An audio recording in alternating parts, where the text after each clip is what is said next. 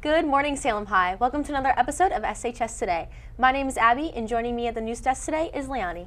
Thank you, Abby. Today we have several interesting stories, including the temporary TikTok ban, the college football national championship, and how students are feeling about midterms. First up, we asked Michaela on how they felt about the TikTok ban.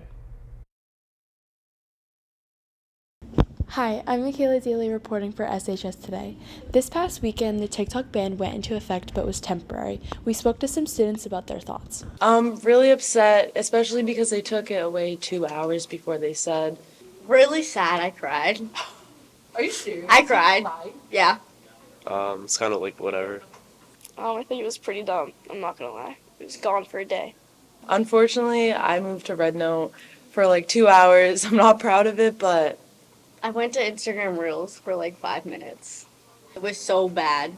I don't think it was necessary at all. I use TikTok every day. Everyone uses TikTok. People make money off of it. Absolutely not. I felt like I was in timeout. It literally came back the next day.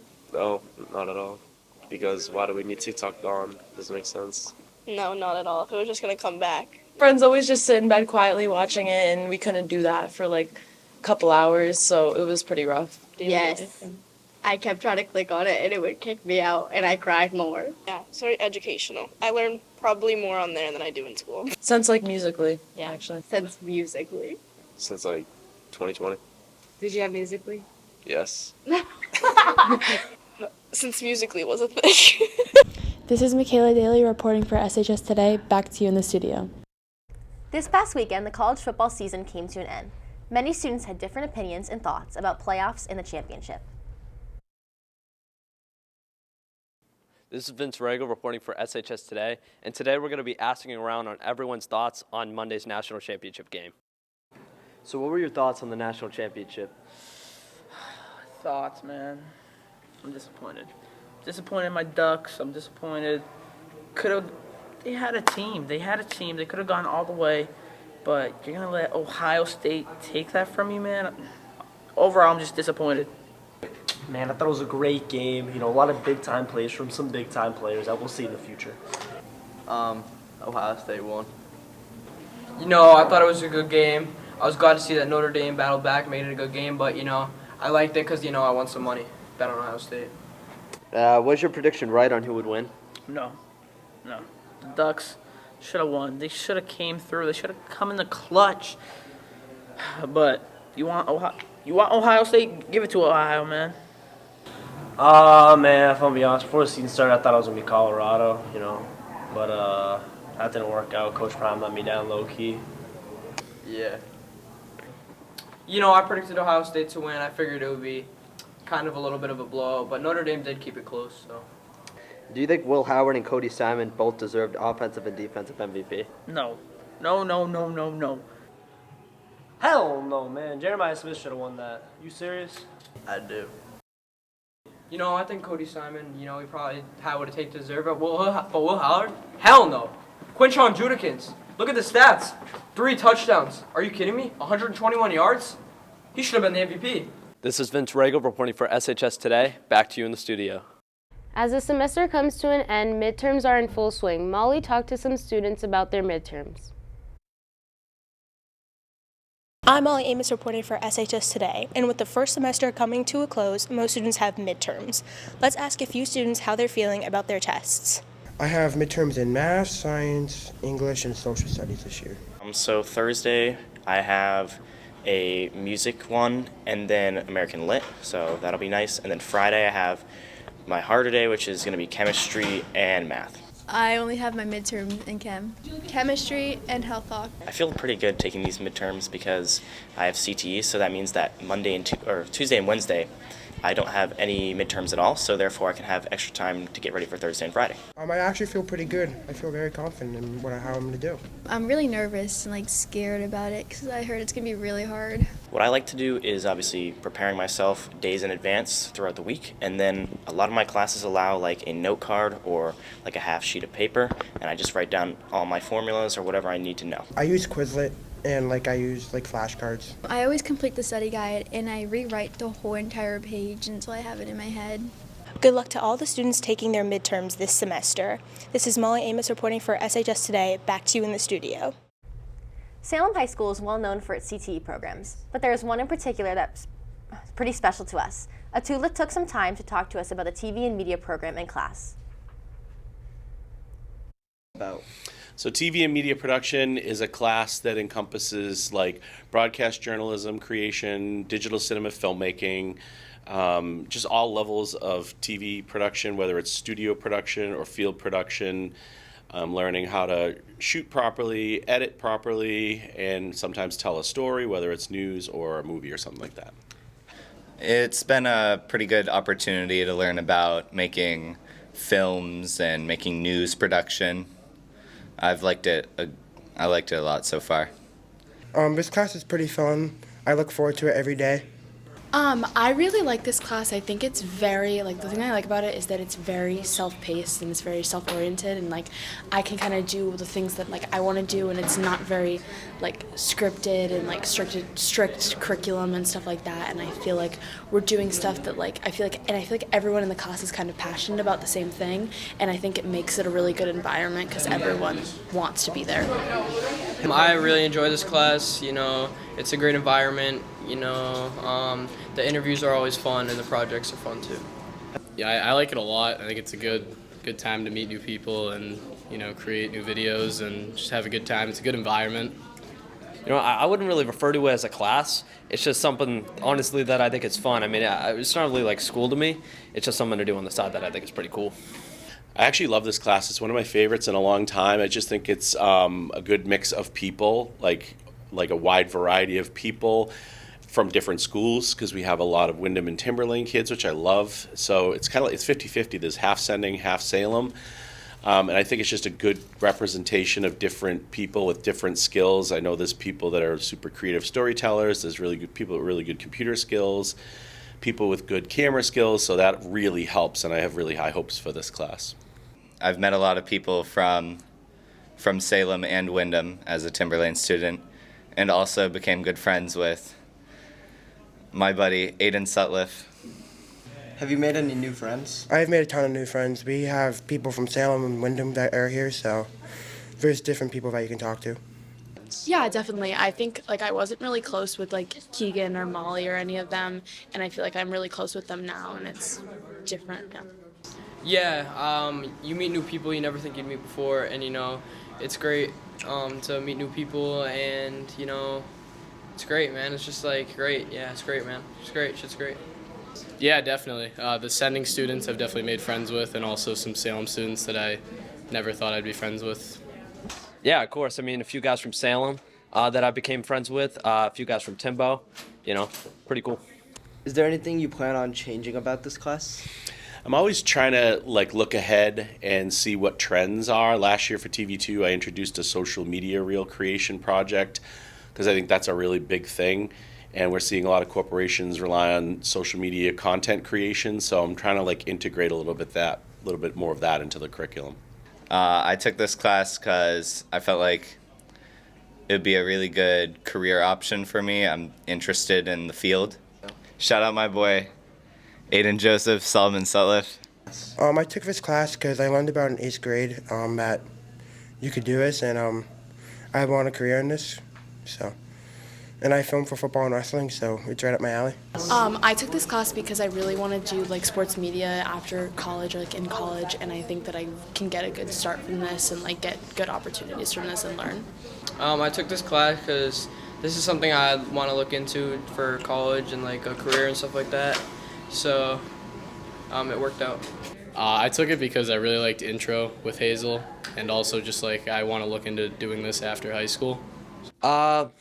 Honestly, it's just something that I want to do after high school as a career, hopefully. So yeah. And what would you recommend for students joining TV1 next year? So anyone that's interested in TV1, I would say if you have a passion for video creation, you like to record things and edit things, and you kind of thinking maybe this is a career that I might want to do, whether it's being a broadcast journalist, sports journalist, filmmaker, social media content creator, I think you can gain a lot of editing skills and recording skills, filming skills in this class. Perfect. Boom! What's your favorite breakfast spot? Mine's is Starbucks. We asked some students at SHS what their favorite was. Hi, I'm Aiden Sullivan reporting for SHS Today, and today we'll be asking students on what's their go-to breakfast spot and what's their order. Definitely Dunkin' Donuts. This is Starbucks. Starbucks. Aroma Joe's. Caramel latte and everything bagel with cream cheese. A Trenta strawberry acai refresher with no strawberry inclusions, 8 pumps of vanilla. I get a venti strawberry acai lemonade with light ice and no berries. In like the fall when pumpkin's around, I get a venti ice white mocha with pumpkin cold foam and caramel drizzle. Probably like an extra large blue wine from Aroma Joe's. Probably not even too much. Probably like 50 to 60. I spent like $40. And then last month I spent a lot more, but we don't have to get into that. Oh my God, a lot. I think I spent over $1,000 in last year, but it was a lot. It's probably in a month, like maybe like $30. Maybe probably more than that actually. Probably like my whole paycheck.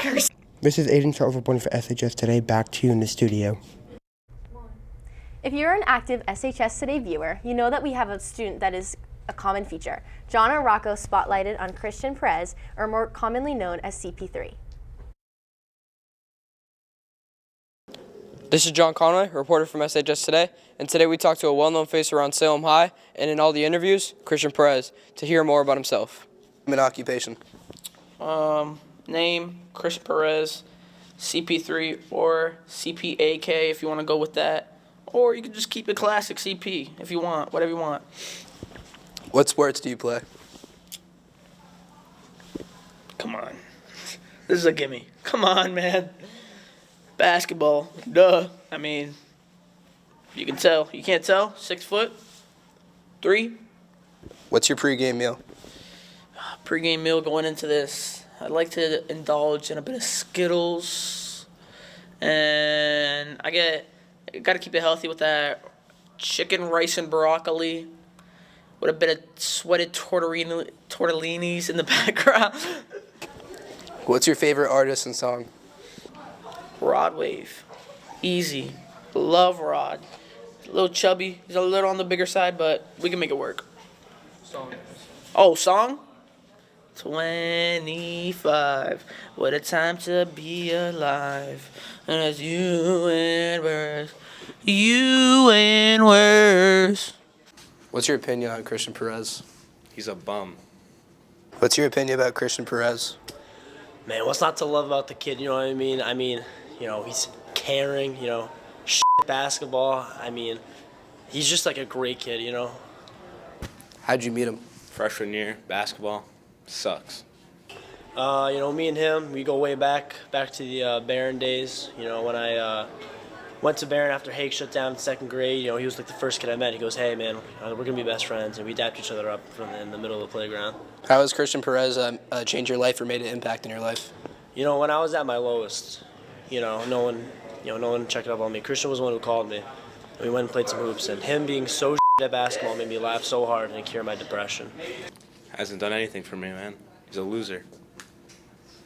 Straight up, bro. Thanks for my time. Do you have anything else to add about yourself? Anything else? I mean, the girls watch this? Yeah,